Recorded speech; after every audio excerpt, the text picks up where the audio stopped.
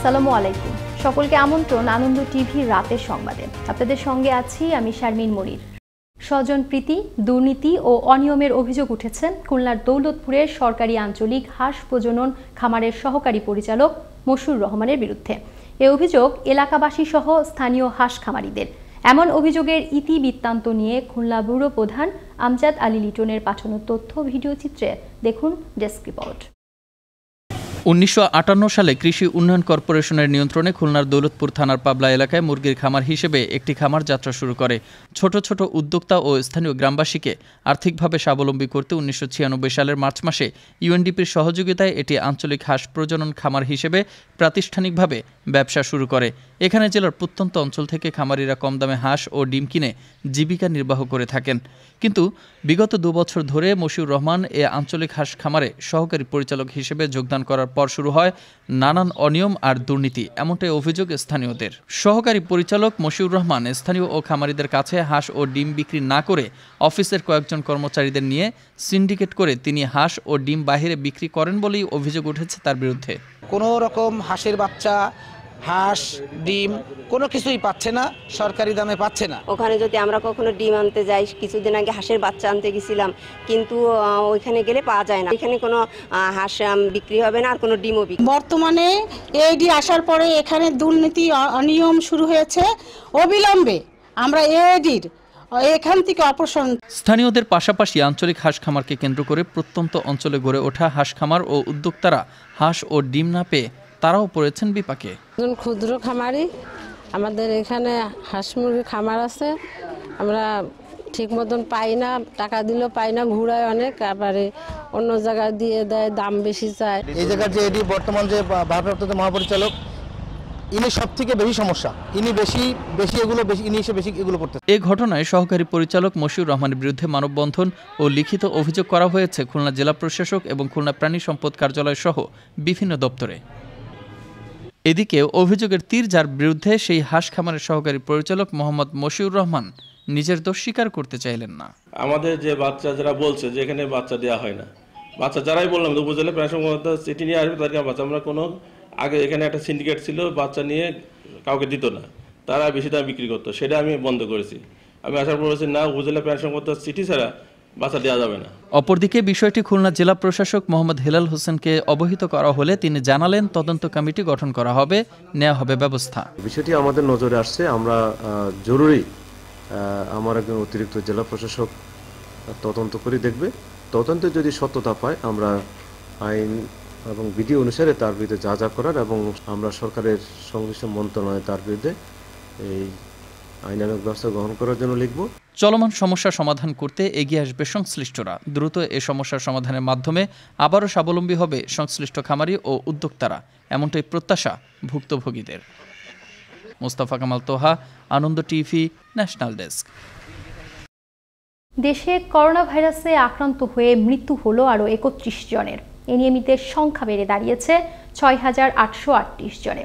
এছাড়া গত 24 ঘন্টায় নতুন করে করোনা ভাইরাসে আক্রান্ত হয়েছেন 1,666 জন। রোববার স্বাস্থ্য অধিদপ্তর থেকে পাঠানো এক সংবাদ বিজ্ঞপ্তিতে এই তথ্য জানানো হয়।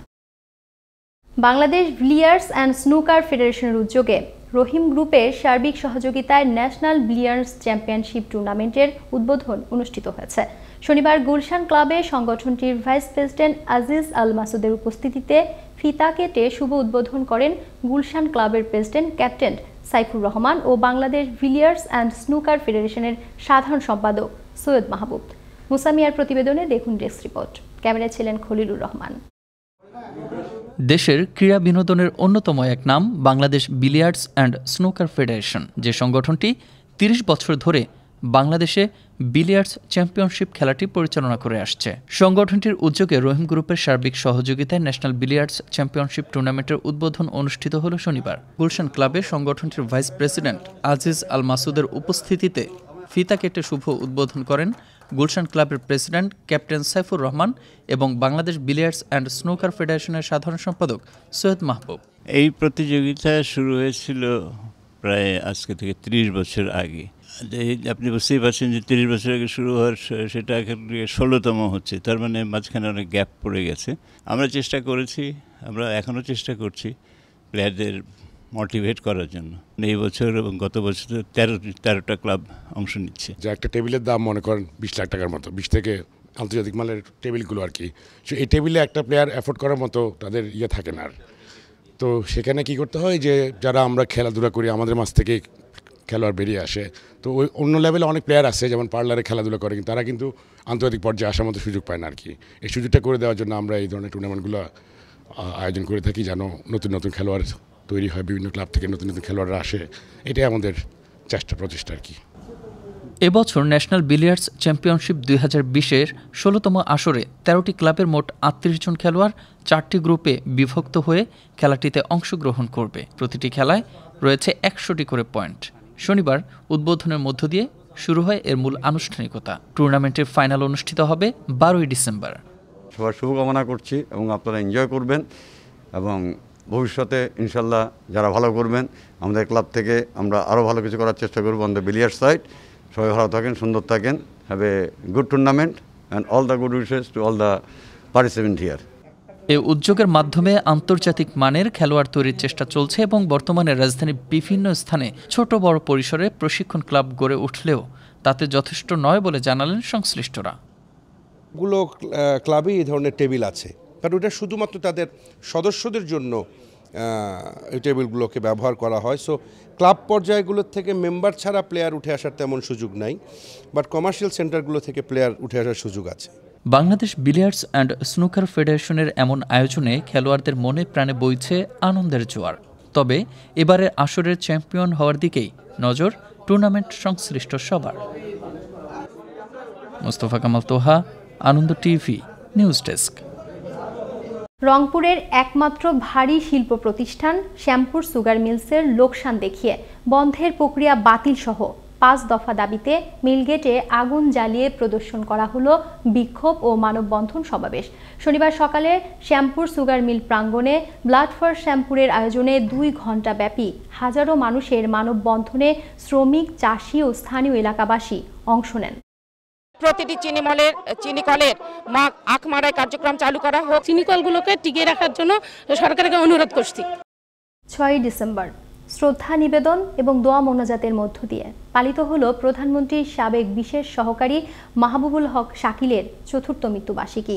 প্রয়াত মাহবুবুল হক শাকিলের প্রতি শ্রদ্ধা নিবেদন করেন জেলা আওয়ামী লীগের সভাপতি এবং প্রয়াত মাহবুবুল হক শাকিলের বাবা অ্যাডভোকেট আলহাজ জহুরুল হক খোকা এবং সাধারণ সম্পাদক অ্যাডভোকেট মোয়াজ্জেম হোসেন বাবুল সহ আওয়ামী ও অঙ্গ সহযোগী সংগঠনের নেতৃবৃন্দ।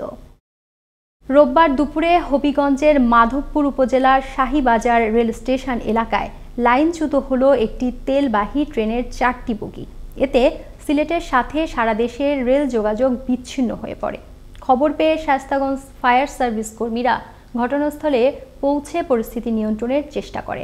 এদিকে লাইনচ্যুত তেলবাহী ট্রেন থেকে তেল সরিয়ে নিতে দেখা যায় অনেকের। লোকজন যেভাবে পারছে বালতি দিয়ে তেল সংগ্রহ করছে কোনো বাধা ছাড়াই। পদ্মা নদী ও বিভিন্ন ফসলি জমির মাটি কেটে তা বিক্রির মহোৎসব চলছে পাবনার ঈশ্বরদীতে। পৌরসভার অরণকোলা এলাকার লক্ষ্মীকুণ্ডা ইউনিয়নের নবীনগর, দাদাপুর, বিলকেদা, কামালপুর সহ প্রায় 8 থেকে 10টি পয়েন্টে পদ্মার শাখা নদী ও ফসলি জমির মাটি কেটে বিক্রি করা হচ্ছে অবৈধ ইটভাটায়। ব্যবসায়ীরা প্রভাবশালী হওয়ায় ভয়ে ক্যামেরার সামনে কথা না বললেও রাজনৈতিক ছত্রছায়ায় প্রশাসনকে ম্যানেজ করেই মাটির ব্যবসা করা হয় বলে জানান স্থানীয়রা। 6 ডিসেম্বর ফেনী হানাদার মুক্ত দিবস। 1971 সালের ঐতিহাসিক দিনটিকে বীর মুক্তিযোদ্ধারা পাকিস্তানি হানাদার বাহিনীকে সম্মুখ যুদ্ধে পরাজিত করে ফেনী জেলাকে করে শত্রুমুক্ত। এদিন সকালে মুক্তিযুদ্ধের sub sector commander captain Zafar ইমামের নেতৃত্বে মুক্তিযোদ্ধারা বিজয়ের বেশে ফেনী শহরে প্রবেশ করেন। ফেনী জেলা প্রতিনিধি জাফর উল্লাহর তথ্য ভিডিও চিত্রে দেখুন ডেস্ক রিপোর্ট। এই দিনে সকালে মুক্তিযোদ্ধা জাফর ইমামের নেতৃত্বে মুক্তিযোদ্ধারা বিজয়ের বেশে ফেনী শহরে প্রবেশ করেন এবং শহরে স্লোগান দেন ফেনী স্বাধীন হয়েছে। ফেনীতে প্রথম পাক হানাদাররা প্রবেশ করে 25 মার্চ রাতে। 26 মার্চ ফেনী হয়ে ওঠে উত্তাল। স্বাধীনতাকামী ছাত্র জনতা দেশীয় অস্ত্র নিয়ে দলে দলে শহরের সিও অফিস ঘেরাও করে। মুক্তিযুদ্ধের সময় পাকিস্তানি বাহিনী ফেনীকে একটি গুরুত্বপূর্ণ এলাকা হিসেবে ঘোষণা করেছিল, কারণ ফেনী জেলার 3 দিকেই রয়েছে ভারত। তাই অন্যান্য জেলার চাইতে ফেনীতে পাকিস্তানি ফোর্স দিয়েছিল 3 গুণ। 1 তারিখ থেকে ফেনী থেকে কিন্তু সেনাবাহিনী, পাকিস্তানের সেনাবাহিনী তারা ছুটে ঢাকার দিকে রওনা। তখন আমরাও ঠিক তেমনি আস্তে আস্তে আমরাও সামনের দিকে 1 তারিখ থেকে আগিয়ে আসতে আসতে আমরা 6 তারিখে সবাই একত্রিত হয়ে আমরা বিজয়ধ্বনি দিয়ে আমরা ফেনীতে আসি। আমরা 7ই মার্চের বঙ্গবন্ধুর ঘোষণার পরপরেই আমরা যুদ্ধের প্রস্তুতি শুরু করেছিলাম ফেনী পিটিআই মাঠে। আমরা আমাদের প্রাক্তন সেনাবাহিনী, প্রাক্তন পুলিশ কর্মকর্তা এবং আমাদের জওয়ানদেরকে নিয়ে আমরা ট্রেনিং শুরু করি ফেনী পিটিআই স্কুল মাঠে। ফেনী জেলা প্রশাসক ওয়াহিদুজ্জামান বলেন, 1971 সালে 6 ডিসেম্বর ফেনী জেলা হানাদার মুক্ত হয়। বীর সাহসী যোদ্ধারা হানাদার মুক্ত করেন এই জেলাটিকে। এই দিনটি ফেনীর জন্য একটি ঐতিহাসিক দিন। 1971 সালের 26 মার্চ যে যুদ্ধ শুরু হয়েছিল, 16 ডিসেম্বর সেই যুদ্ধ শেষ হয়েছিল বিজয়ের মাধ্যমে। তার 1 ডিসেম্বর থেকেই অনেক জেলা হানাদার মুক্ত হওয়া শুরু হয়েছিল। যারা দেশ স্বাধীন করেছেন এবং যারা দেশ স্বাধীন করতে গিয়ে প্রাণ দিয়েছেন, এই দিনটিতে তাদের স্মরণ করা হয়। সারা জীবন এই দিনটি স্মরণ করে যাবে ফেনীবাসী, এমনটাই প্রত্যাশা সকলের। তরিকুল ইসলাম, আনন্দ টিভি, ন্যাশনাল ডেস্ক। রাত তখন 2:16। পাঞ্জাবি পায়জামা পরিহিত 2 মাদ্রাসা ছাত্র পায়ে হেঁটে বঙ্গবন্ধুর ভাস্কর্য স্থলে আসেন। কুষ্টিয়া শহরের 5 রাস্তার মোড়ে নির্মাণাধীন বঙ্গবন্ধুর ওই ভাস্কর্যের গা ঘেঁষে থাকা মই বেয়ে উপরে উঠে হাতুড়ি দিয়ে আঘাত করে হাত ও মুখের অংশে ভাঙচুর করে। এ ঘটনায় পুলিশ ওই 2 ছাত্রসহ মোট 4 জনকে গ্রেফতার করতে সক্ষম হয়। এই ছিল এখনকার মতো। করোনা থেকে আপনি এবং আপনার পরিবারকে সুরক্ষায় রাখতে সরকারি নির্দেশনা মেনে চলুন। জরুরি প্রয়োজন ছাড়া বাসা থেকে বের হবেন না। আনন্দ টিভির সর্বশেষ সংবাদ ও বিনোদন সবার আগে দেখতে ভিজিট করুন www.facebook.com/anandotv এই পেজে। ধন্যবাদ সকলকে। শুভরাত্রি।